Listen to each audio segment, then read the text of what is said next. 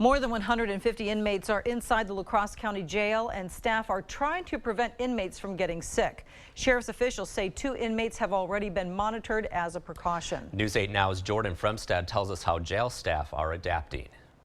The coronavirus pandemic is producing stress on every level of government and society. We're all dealing with it. This includes Sheriff Jeff Wolf's staff, who cover 480 square miles and oversee a jail with more than 150 inmates. I think we're starting to get plans in place, everybody on the same page. Preparing for sick inmates is already on their annual agenda, but Wolf says they've never had to prepare for this. We do a lot of drills, a lot of training, a lot of practice, but I don't think we ever could possibly totally prepare for a national pandemic.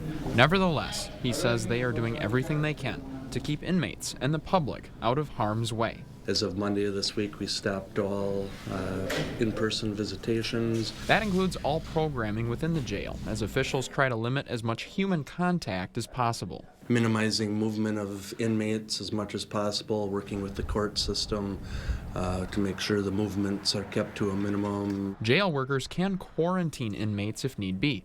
They prepare for the flu season every year. They are already being cautious with a couple of inmates. As of yesterday, we had 2 on watches. We had isolated one because they came from Florida, just make sure we monitor their health. One had flu-like symptoms, but we've got cells that are isolated that we can keep inmates away from the general population. Wolf says he wants the public to know that everything being done has an important purpose. He doesn't want that message to be blurred with worry and panic.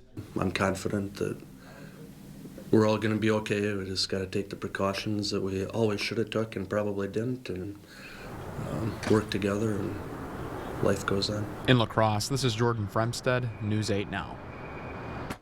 And Sheriff Wolf says his department is working in conjunction with other sheriff's departments across the state.